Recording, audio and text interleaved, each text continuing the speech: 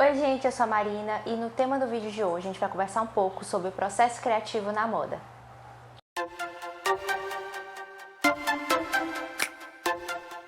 Na moda a gente ouve muito falar sobre criatividade, porque a gente está constantemente treinando isso, trabalhando isso, estudando criatividade, estudando processos criativos, porque tanto na faculdade, quando a gente está trabalhando nessa área, seja para produzir um produto ou na produção de um serviço, a gente precisa usar essa criatividade, fazer esses estudos, esses processos criativos, para que a gente possa desenvolver produtos diferentes, produtos inovadores.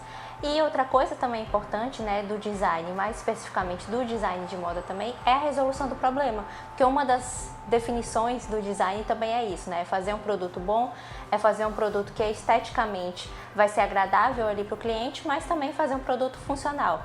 Então sempre a gente está trabalhando esses dois conceitos juntos, do processo criativo e de pensar na funcionalidade e de pensar nessa resolução de problemas.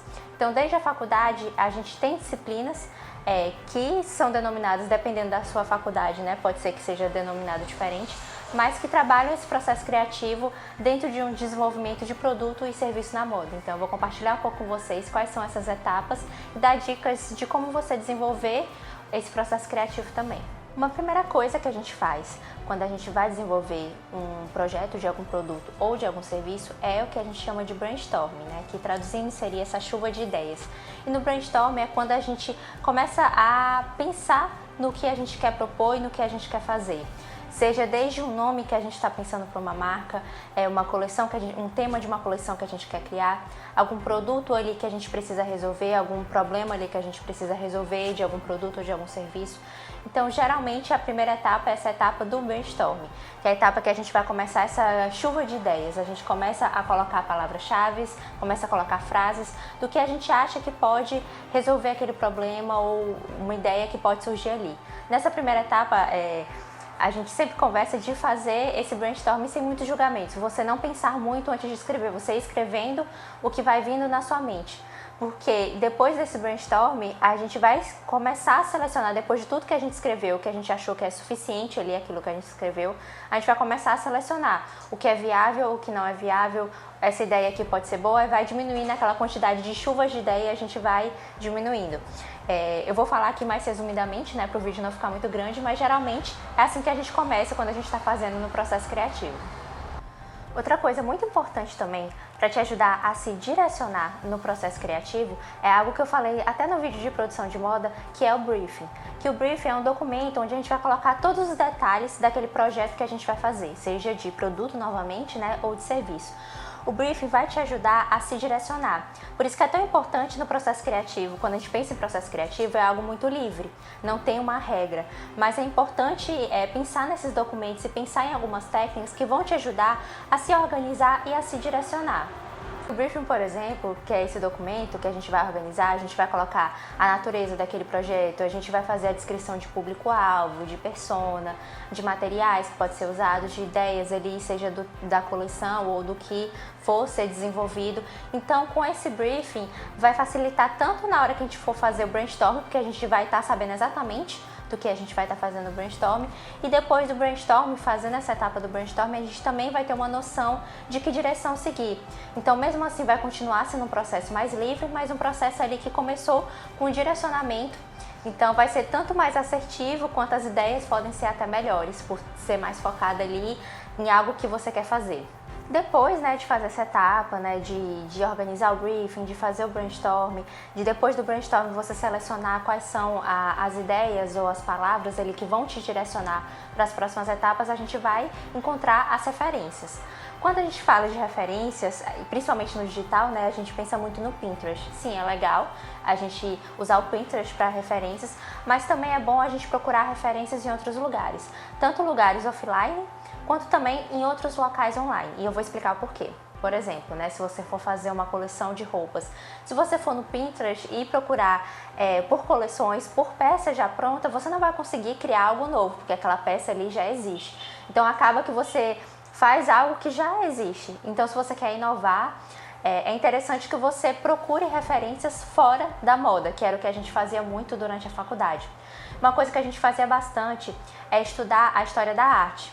Por quê? Porque é importante entender como é essa história da arte, entender os períodos, porque quando a gente vai estudando os períodos na história da arte, a gente vai vendo coisas que existem e vai se identificando. Porque dentro da moda, né, cada designer, ele tem a sua visão diferente de ver a coisa. Apesar da gente aprender a mesma coisa, cada um tem a sua visão e seus gostos particulares.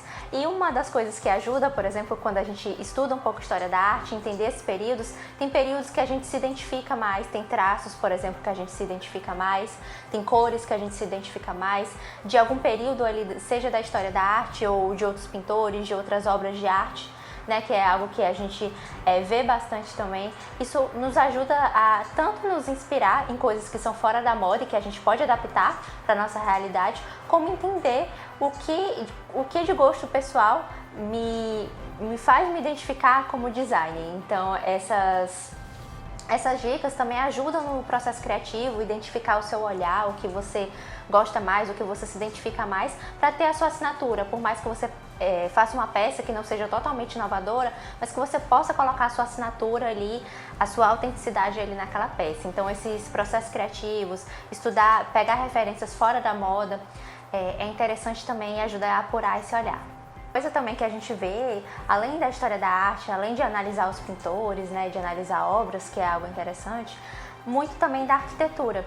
Muitas vezes é interessante você pensar em criar coleções inspiradas em algumas obras arquitetônicas, porque existem obras arquitetônicas que trabalham com muitas texturas, com muitas referências diferentes que podem nos inspirar para a moda. Então essa é a dica que eu dou para vocês.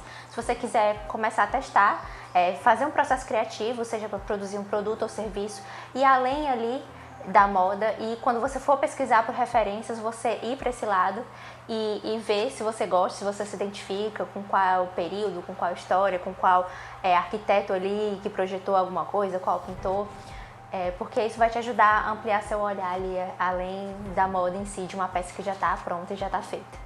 Então depois disso, né, uma próxima etapa é você fazer os rascunhos e colocar a mão na massa, né? Você pode começar a rascunhar a partir do que você já fez ali do brainstorming, que você já tem ali das informações do briefing, das referências que você pesquisou, então você começa a fazer os rascunhos, seja de novo, né, para um produto ou para um serviço.